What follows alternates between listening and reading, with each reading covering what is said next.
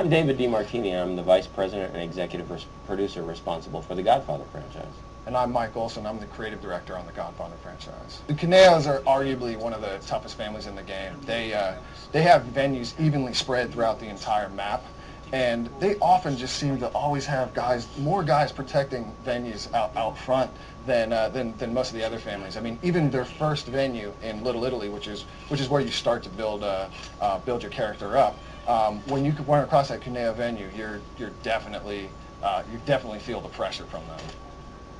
It's kind of interesting. They're the second hardest family in the game, the Barzinis being the hardest family in the game, and they're armed with a lot of serious weapons. So some of the other guys are armed with pistols and different kind of pistol weapons. The Caneos always seem to be carrying shotguns and Tommy guns, you know, yeah. And you very quickly get to know the very distinctive sound of a Caneo wielding a shotgun, because as soon as you hear that blast, you see half your health go off the screen and you run for cover. So I mean, you're looking out for them at every turn. You know, they all are part of what makes up the living world, and I think part of what makes the living world interesting in The Godfather is one of your goals is to take over the entire living world for the Corleone family.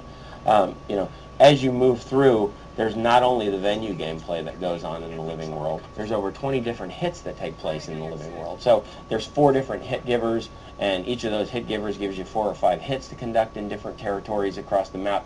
So not only do the venues scale and the family scale, but the hit scale, again, based on the hit target that you're trying to take out and what family they're from. Absolutely, and they also try to teach you the more advanced hand-to-hand black hand mechanics. You can obviously always go up to these guys and just shoot them from a mile away, but the Corleones also give you a directed manner to take these guys out.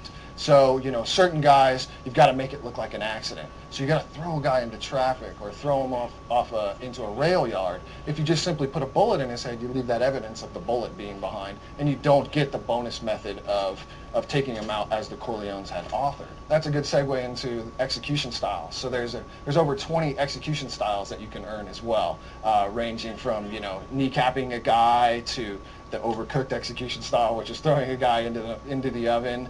We give you a little bit of help in the living world too. If there's someone that's critical for you to talk to, we put the Godfather puppeteering symbol over their head. When you see that, I'd strongly advise that you go talk to that person, because there's an important piece of information that they have that they're willing to share with you. So you'll see those people kind of spread around the world from time to time. In the missions, you'll see them as well. The Godfather puppeteering symbol over their head definitely is an indication that somebody's got something they want to talk to you about. But sometimes you have to beat it out of them. You know, and then in the living world is the living world, so there's a lot of just stuff that happens in the living world that you might happen upon. You might happen upon a transaction, and you could actually walk in on that transaction, interrupt the transaction, and walk away with a lot of cash. So 2 families might be doing a deal underneath the table. If you happen upon that, a lot of stuff's going on in the world, you're able to walk away with a lot of cash. A lot of stuff goes down in the parks. Yeah, I mean, the Corleones will assist you. Sometimes they'll stop racket trucks on their own, and so you'll hear a whistle from one of them calling you over to assist them in getting a shipment that might have just come in off of a truck or off of a train, as an example. The other thing is you want to make sure you're keeping police chiefs and officers on the take. Keeping the police on your side will actually force them to work with you. So you'll generate less heat while this is going on. So when you bribe a cop, you'll reduce the amount of heat that you currently have accrued.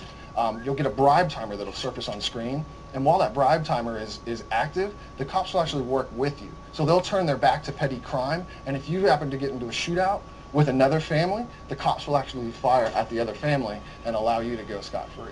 We tend to move from kind of an action-based game in the beginning, where you're using the black hand mechanic and doing a lot of fighting, into more of a discovery game, into an RPG game where you're investing your respect points into upgrading your skills, and then finally we wrap the whole thing up into a strategy game where you're strategically taking over every one of these neighborhoods until you're top done. So our Godfather living worlds make it up of you and your family. You're cutting your own path through the Godfather world. There's 4 other families that you're working against: the Tattaglias, the Strachis, the Caneos, and the Barzinis. They all ramp in difficulty, so you want to stick with the easier families first, and then upgrade your weapons, invest in your character to be able to take on the ones when you get much higher ranked in the family.